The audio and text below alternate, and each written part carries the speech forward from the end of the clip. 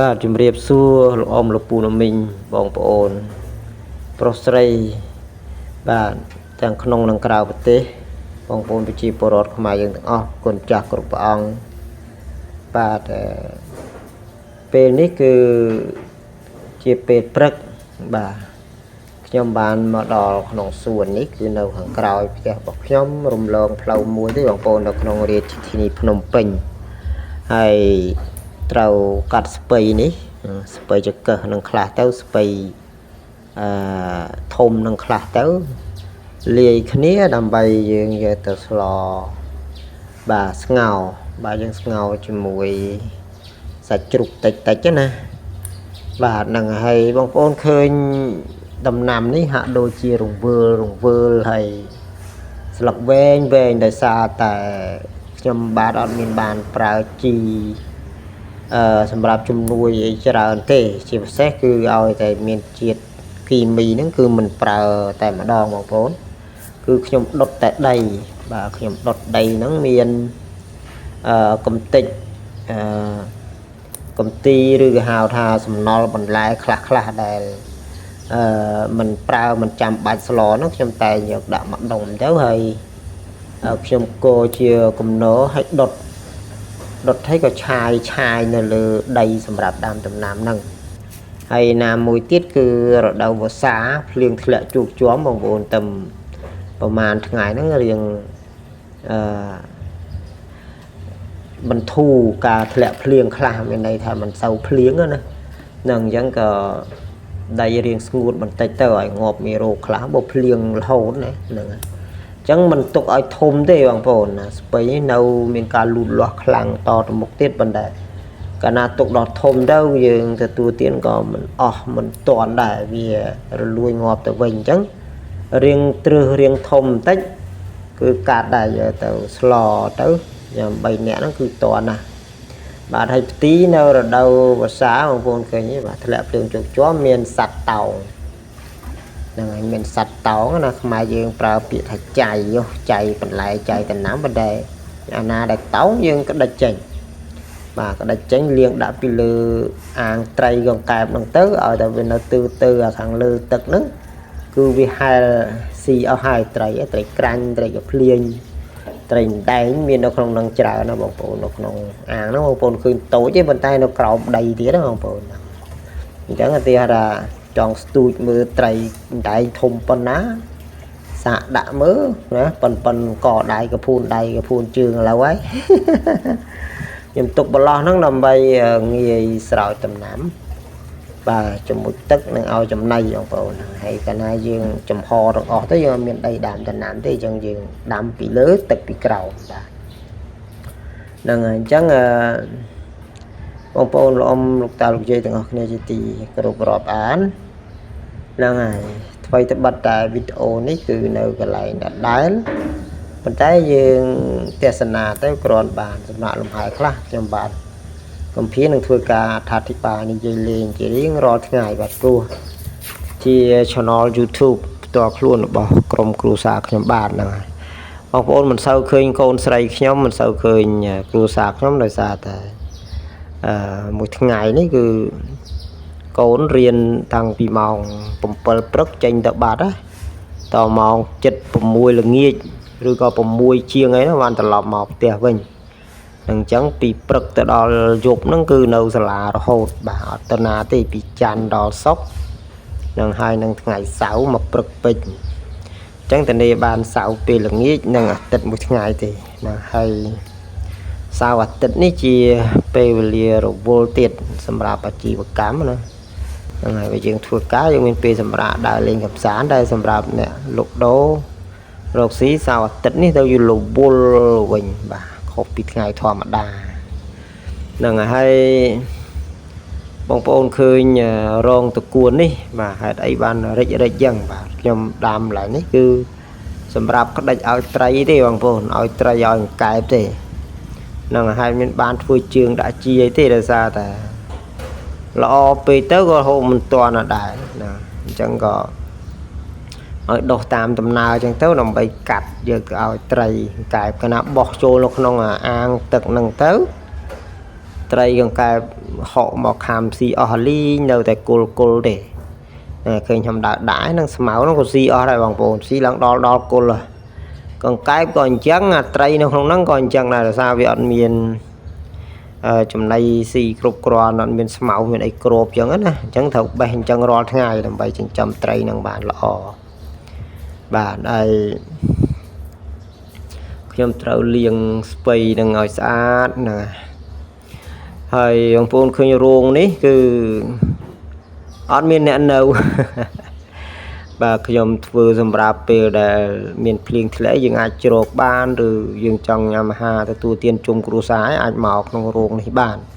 ខ្ញុំមិនចាក់សាបទាំងអស់ទេទុកឲ្យមានសំណើមដីខ្លះដើម្បីកង្កែបគិញគក់សត្វអីនៅក្នុងហ្នឹងវារត់លេងដើរលេងនៅក្នុងហ្នឹងណាតិចតិជុំតាមបែបធម្មជាតិរបស់វាព្រោះយើងមិនទាន់ចាំបាច់សម្រាប់ធ្វើទេបាទដីនេះគឺយើងអាចសង់លំនៅឋានបែបវិឡាបានបាទរាងធំដែរបាទ6 × 14 ម៉ែត្រណាធំហើយផ្លូវខាងមុខហ្នឹង8 ម៉ែត្រឯណោះហើយបងប្អូនមើលទៅមុខទៅទល់មុខបាទទល់មុខទ្វារផ្ទះខ្ញុំហ្នឹងគឺជាទ្វាររបងហ្នឹងគឺជាផ្ទះខ្ញុំហើយអញ្ចឹងគឺមុខក្រោយទេបងប្អូនហ្នឹងឥឡូវនេះគឺឲ្យចំណីកង្កែបហ្នឹងធំណាបងប្អូនហ្នឹង2សឹង1 គីឡូណាឃើញរៀងតូចមិនថតឆ្ងាយបងប្អូនហ្នឹងអញ្ចឹងមានញីបាទមានញីតែ2ទេក្រៅពីហ្នឹងឈ្មោលទាំងអស់ហើយកើតកូនកើតចៅពេញទៅក្នុងសួនហ្នឹងហើយឥឡូវអត់ឃើញពេលភ្លៀងចេញមកច្រើនណាហ្នឹងវានៅក្រោមកំទេចស្មៅកំទេចកំទីស្លឹកដំណាំហ្នឹងដែលងាប់ដែលសពោនហ្នឹងគឺវាពួននៅក្រោមហ្នឹងឲ្យតែធ្លាក់ភ្លៀងមកគឺចេញមកលេងណាហ្នឹងហើយនេះជាការរៀបចំរបស់ខ្ញុំបាទនិយាយទៅគឺ1ឆ្នាំជាងហើយគឺខ្ញុំផ្ដើមធ្វើតាំងពីថ្ងៃសង្គ្រាមព្រំដែនពីការឈ្លានពានពីប្រទេសថៃមកកម្ពុជាយើងនេះតាមបណ្ដោយព្រំដែនទាំងស្រុងរវាងកម្ពុជាថៃមកម្លេះបាទបាញ់គ្នាថ្ងៃណាគឺខ្ញុំចាប់ផ្ដើមសាងសង់ម៉ោងនឹងដូចគ្នាបាទម៉ោងដែលខ្ញុំសាងសង់ហ្នឹងម៉ោង8:79ហ្នឹងម៉ោង8:50ហ្នឹងហើយបញ្ហាបាញ់គ្នាក៏ផ្ទុះឡើងនៅម៉ោង8:45នាទីតាមការបង្ហាញរបស់ក្រសួងការពារជាតិអញ្ចឹងខ្ញុំណេះក៏ចាប់ផ្ដើមសាងសង់ប្រទេសជាតិក៏ចាប់ផ្ដើមមានការឈ្លានពានពីបរទេសបាទហ្នឹងឥឡូវនេះគឺលាងឲ្យស្អាតបាទលាងឲ្យស្អាតបងប្អូនឃើញតូចទេល្មមប៉ុន្តែបងប្អូនស្លរមានជាតិបាទมันមានសារជាតិគីមីអ្វីបំលាប់បំលែងអីទេគឺដុសដោយធម្មជាតិតែម្ដងស្រោចដោយទឹកភ្លៀងអត់មានបានស្រោចទឹកបាទស្អាតគេនឹងទេគឺទឹកភ្លៀងរាល់ថ្ងៃបងប្អូនភ្លៀងរាល់ថ្ងៃគ្នាទៅងើបរួចហ្នឹងហើយស្លគ្នាសឹងរាល់ថ្ងៃដូចគ្នាបាទតែមានជាតិហ្នឹងគឺអอร์แกនិកហ្នឹងគឺ100%មានជាតិមានចៅផ្អែមឆ្ងាញ់មែនតើណា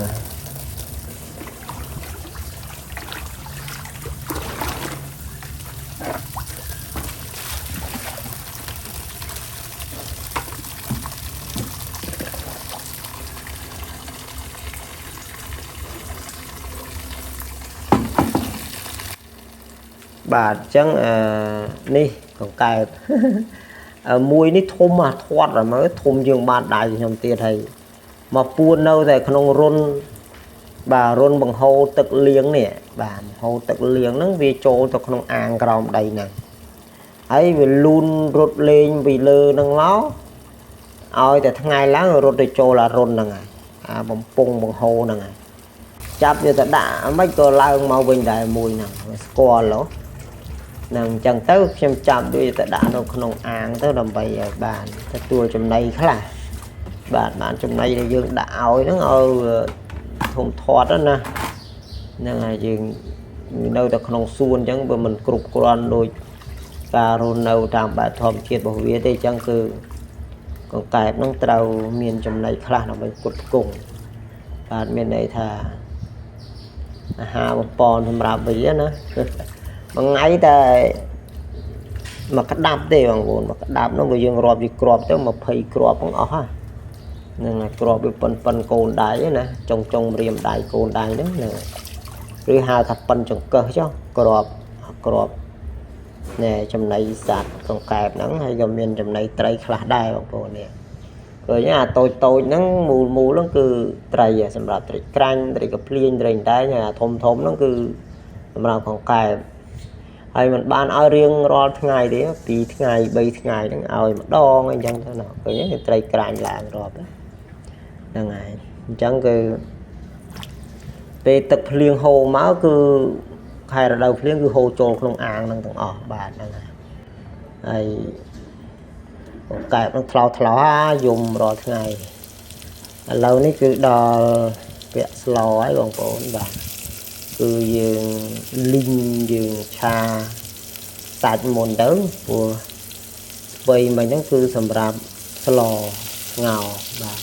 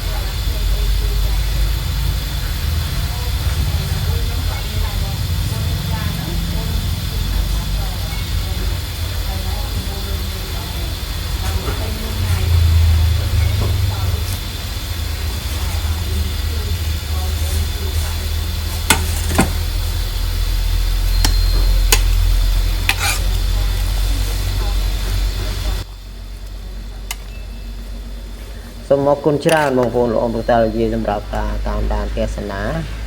សង្ឃឹមថាថ្ងៃស្អែកនឹងមានការបង្ហាញជូនវីដេអូថ្មីជាបន្តទៀតណាបាទសូម